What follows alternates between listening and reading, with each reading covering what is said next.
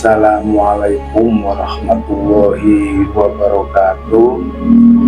Alhamdulillahirrahmanirrahim. Wassalatu wassalamu ala asyrofil anbiya'i wal mursalin Sayyidina wa maulana Muhammadin wa ala alihi wa sahbihi ajmain.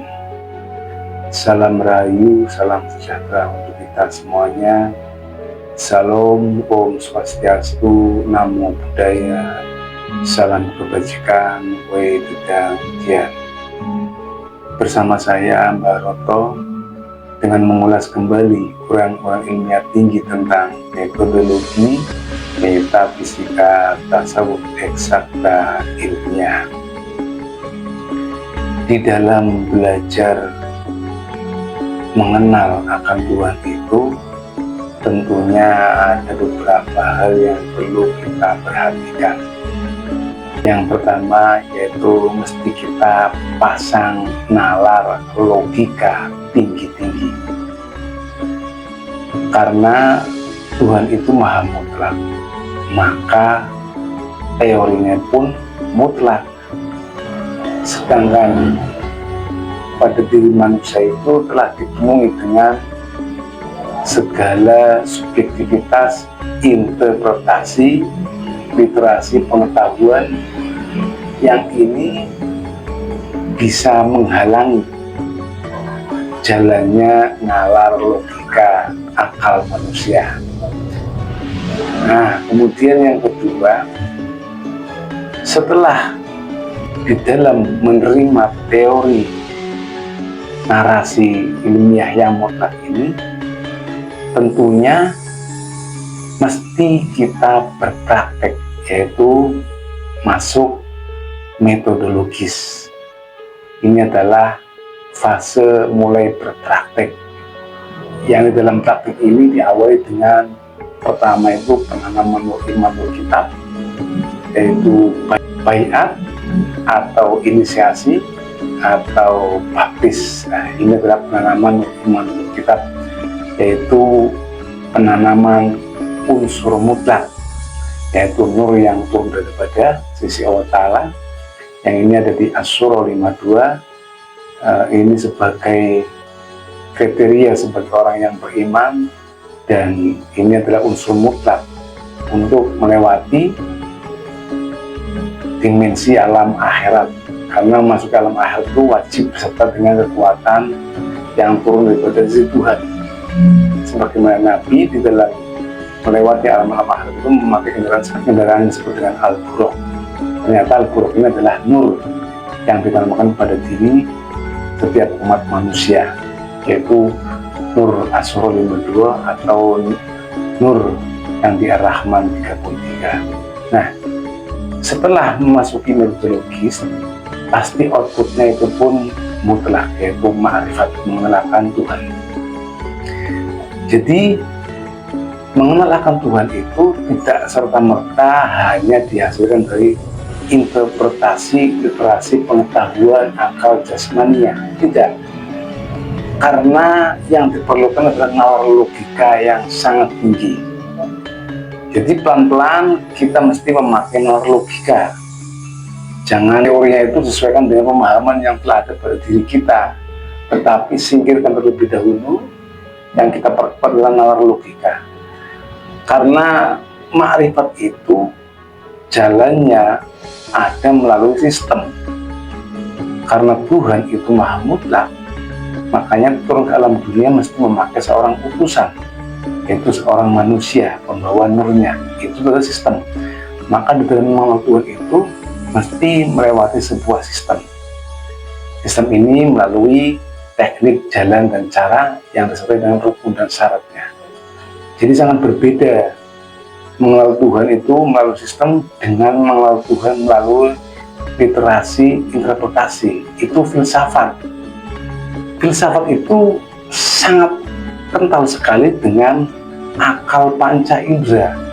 Ini masih nalar akal.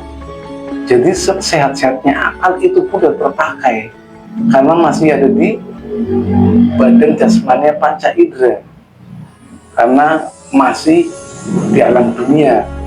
Sedangkan di alam akhirat semua subjektivitas literasi pengetahuan akal itu tidak dipakai. Ini mesti memakai nur yang turun dari Allah. Rasanya seperti akal, tetapi sebenarnya ini bukan akal. Ini adalah nur yang telah hidup di dalam rohani kita, sehingga rasanya seperti akal. Jadi bedanya dengan filsafat, bedanya dengan antara filsafat dengan ma'rifat. Kalau filsafat itu memakai pengetahuan saja, literasi saja, akal sehat katanya.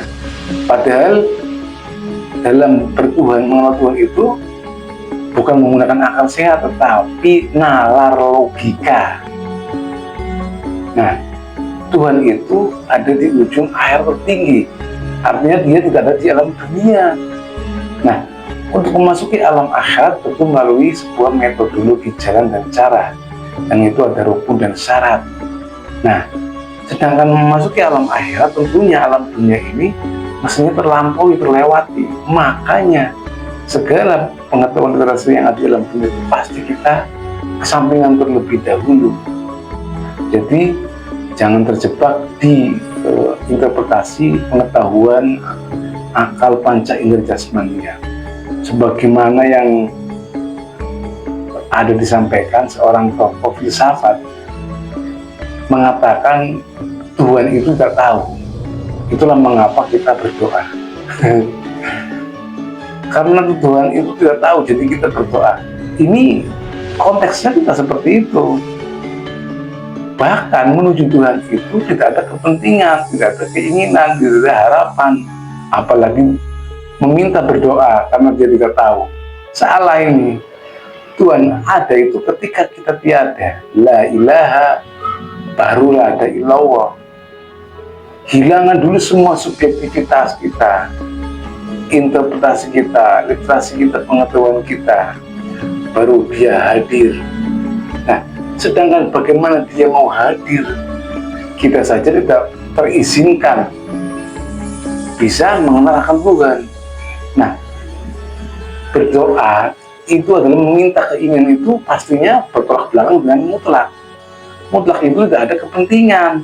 Jadi orang yang mengenal akan Tuhan tentunya bukan berdoa tapi bermunajat, itu bukan seperti ini caranya. Sehingga saya mengatakan bahwasanya Tuhan itu tidak tahu.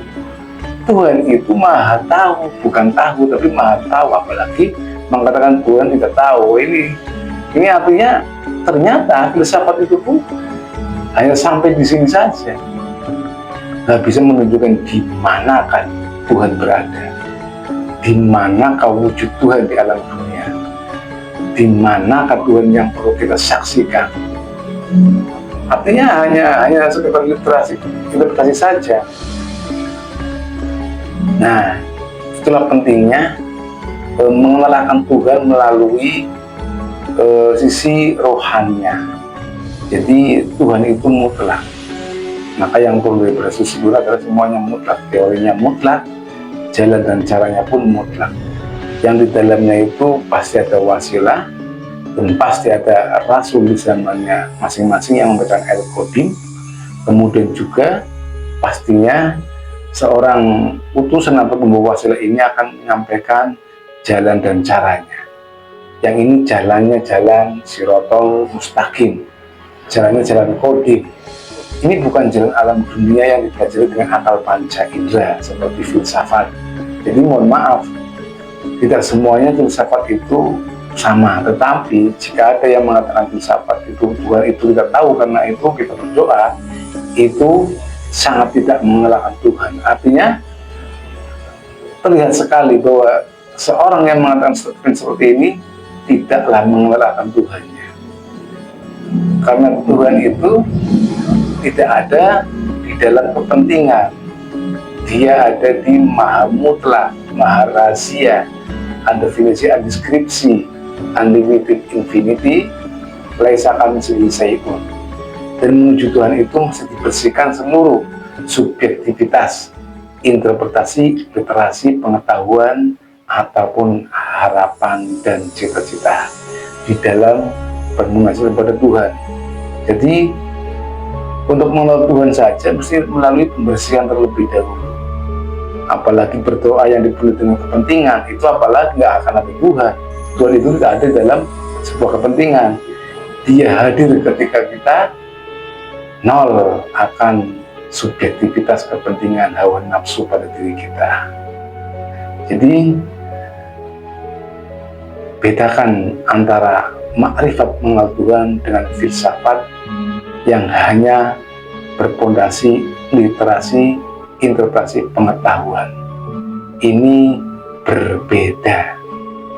Jangan terjebak di interpretasi, karena bertuhan dengan yang maha mutlak itu jalannya hanya satu, yaitu hanya yang ditunjuk, dikehendaki dan dipilih saja melalui jembatan Siratal Mustaqim. Yang ini ada di Asy-Syura 52. Jadi untuk mengenal Tuhan itu bukan bisa dipelajari dengan interpretasi pengetahuan belajar, tetapi hanya melalui ditunjuk, dikehendaki dan dipilih oleh Allah Ta'ala itu sendiri melalui sang pembawa wasilah. Jadi bikin saja kita agar menjadi terpilih, ditunjuk dan juga menghendakinya melewati jalan yang lurus atau Siratal Mustaqim.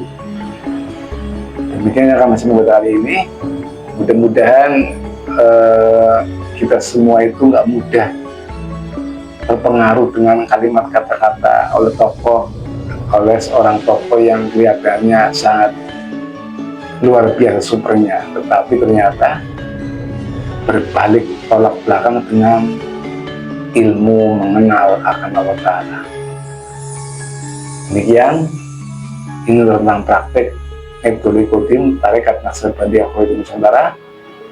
Salam kepakaian agama tauhid, salam kerukunan beragama. Billahi anta maksudi wa ridha matubi. Assalamualaikum warahmatullahi wabarakatuh.